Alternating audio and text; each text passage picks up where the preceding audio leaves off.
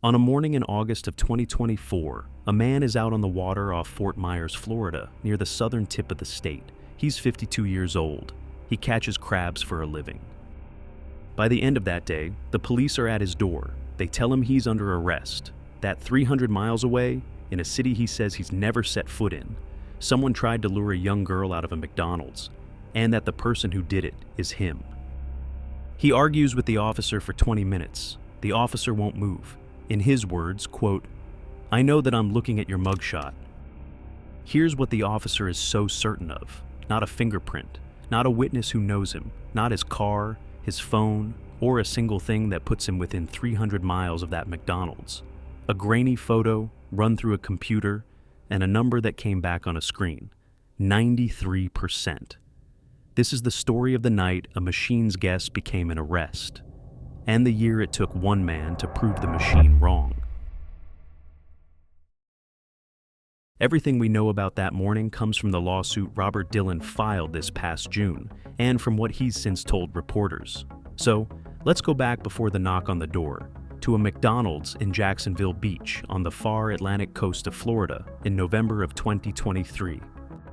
So, let's put Robert Dillon where he actually was. That November, his life ran on the tides. Up before dawn, out through the passes off Fort Myers, pulling and rebaiting stone crab traps, one after another, all day for himself. No boss, no time clock. When the crabs are running, you work, and when they're not, you don't get paid. At the end of the day, he'd come home to his wife and his daughter in the same town he says he hadn't left in 2 years. By every account in the record, it was an ordinary week. Nothing about it would ever have mattered, except for what was happening. That same stretch of days, 300 miles up the coast. There, someone tried to lure a young girl away. And here is the first crack in everything that followed. The responding officer looked at the restaurant's security footage, but he never saved a copy of it.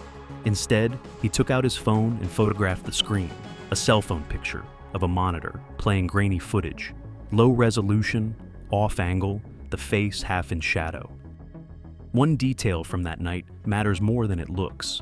A restaurant employee told police the man was a regular, someone who'd been there before and would come back. Hold on to that, because Robert Dillon lived a 5-hour drive away and had never once set foot in the place. But that's for later. For now, there's just a blurry photo of a stranger's face and a question. How do you turn a face you can't even make out into a name? Florida had an answer ready. It had spent more than 20 years building one. To understand it, you have to leave this McDonald's and go back to 2001. In 2001, the Pinellas County Sheriff's Office on Florida's Gulf Coast built one of the first big police face recognition programs in the country. They called it FACES. It started with federal grant money at the dawn of the post-9/11 surveillance build-out. Most departments spent that era's money on cameras or radios. Pinellas built a face database and then did something unusual with it. It opened the database up and let other agencies search it too. Over the next 15 years, it grew into something enormous. Pinellas fed in Florida driver's license photos, which meant most of the faces in the search weren't criminals at all. They were ordinary residents who'd done nothing but renew an ID. By the mid-2010s, the system held more than 30 million faces, and hundreds of agencies across Florida, plus the FBI, could run searches against it. Researchers would later call it the largest collaborative face recognition system in the country, and one of the longest running. Almost nobody outside law enforcement knew it was there. In 2016, researchers at Georgetown Law finally pulled back the curtain in a study called the Perpetual Lineup. What they found wasn't a scandal of misuse. It was the absence of anyone checking for one. An officer could run your face without needing a reason to suspect you. There was no real audit of who searched whom or why. Asked whether his office reviewed searches for abuse, the sheriff's answer was, essentially, no. A system this powerful, aimed at tens of millions of ordinary people, and almost no one was watching how it got used. That was the machine. All it needed now was a photo. It already had one. Then an investigator at the Jacksonville Sheriff's Office took that phone photo and fed it into a system called Faces Next, the face analysis comparison and examination system run by the Pinellas County Sheriff's Office. It's one of the largest of its kind in the country. Last year, it held more than 38 million images, mugshots, and Florida driver's license photos. And it was shared with hundreds of law enforcement agencies. If you have a Florida ID, your face is almost certainly in it. And here's the part almost everyone gets wrong, so hold on to it.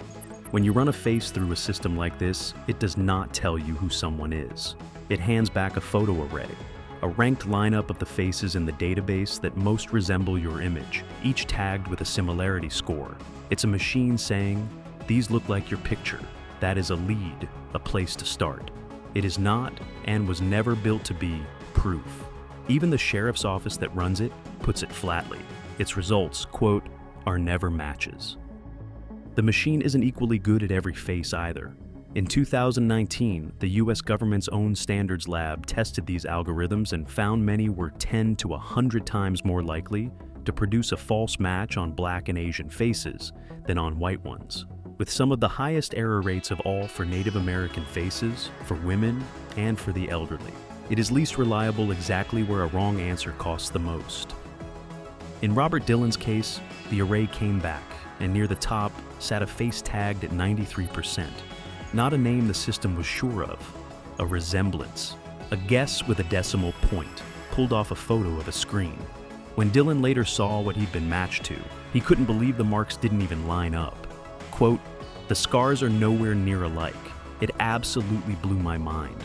And yet, on the strength of that guess, the police went to a judge and asked to arrest him. So, we're back at the door in Fort Myers, and Dillon does what an innocent person does. He tells them everything. He says he hasn't left Fort Myers in 2 years, that he's never been to Jacksonville Beach in his life. None of it lands that day. He's handcuffed and taken to jail, 9 months after a stranger walked into a McDonald's he's never seen.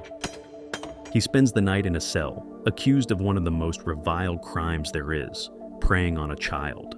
Later, he'll try to put the night into words. Quote, "The night I spent in jail after they arrested me for a crime I did not commit still haunts me to this day. I will never get over how terrified and worried I was, wondering if I'd ever go home to my wife and daughter again." To get out, he has to post bond, and he doesn't have the money, so he borrows it and pledges the title to his truck to cover the rest. He's self-employed. When he's not on the water, he doesn't get paid. The missed weeks turn into lost income that, a year later, he says he still hasn't made back. And then there's the mugshot. The moment you're booked, your photograph becomes public record. It goes up on the county website, and from there, onto the private mugshot sites that scrape them and never let go. Long after this is over, neighbors will still recognize him from it. People will still walk up to him in public to ask about the case. It takes more than 2 months for the case to fall apart. The prosecutor drops the charges, but dropped charges aren't a clean record. The arrest is still there, on paper and online. It'll take the better part of a year to get it expunged, wiped clean, and even now, that mugshot is still out there. Robert Dillon got his name back. What he couldn't get was an answer to one simple question. How did a phone photo of a screen and a number ever become enough to put him in a cell? This past June, he decided to make someone answer it. On June 10, 2026, the American Civil Liberties Union filed suit on Dillon's behalf in federal court against the city of Jacksonville Beach, 2 named officers, and the sheriffs of Jacksonville and Pinellas counties. One of those officers, according to the reporting, is the one who photographed that monitor with his phone. And the lawsuit's core claim isn't really about the software, it's about what the officers did with it. According to the complaint, when they went to the judge for that warrant, they left things out. They didn't mention that a McDonald's employee had called the suspect a regular at that restaurant, one Dillon lived 5 hours away from. They didn't mention that a search of automatic license plate readers found no trace of his vehicle anywhere near Jacksonville Beach around the time of the crime. The evidence that he was innocent existed. It just wasn't in the warrant. These are allegations. The case hasn't been decided. The departments answered in different ways, and it's only fair to lay them out. The Jacksonville Sheriff's Office declined to comment on the pending case. The Pinellas County Sheriff's Office, which runs the system, pushed back hard. It says the claim that it failed to train officers is, quote, patently false, and it points out that its own results are labeled leads, never matches. And then it says something the ACLU would almost agree with. It calls the arrest a mistake, but, quote, a people problem, not a facial recognition problem. It was wrong, Pinella says, for the officer to treat a face in a photo array as probable cause. Which is, in a strange way, the whole point. Because Robert Dillon isn't the only one. By the ACLU's count, he's one of at least 15 people in the United States since 2019, known to have been wrongly arrested after a face recognition system pointed at them.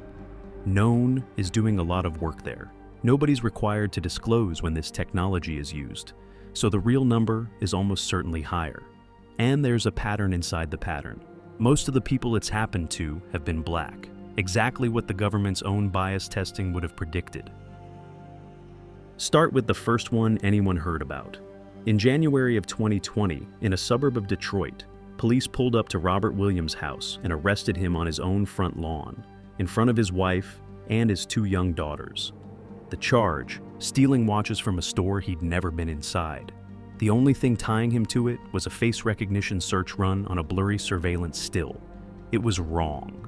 Williams spent about 30 hours in a cell and became the first person in America publicly known to be wrongly arrested because of this technology. He sued with the ACLU, and in June of 2024, Detroit settled $300,000 and a new set of rules widely called the strongest in the country.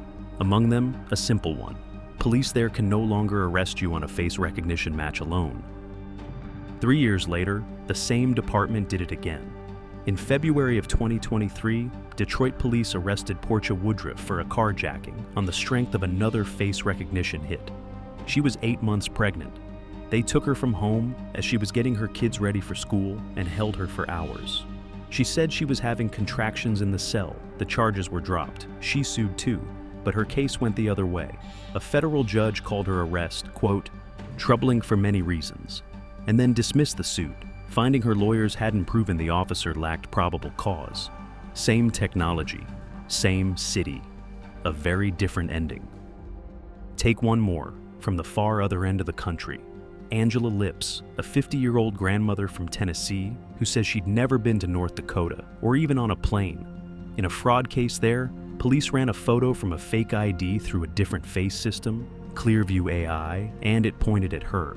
U.S. Marshals arrested her at gunpoint while she was babysitting. She spent close to 6 months in jail. Her own bank records proved she'd been home in Tennessee the whole time. The charges were dismissed on Christmas Eve 2025.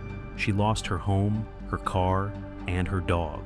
That March, the city's police chief admitted his department had made errors, rewrote its face recognition policy, and days later, publicly apologized.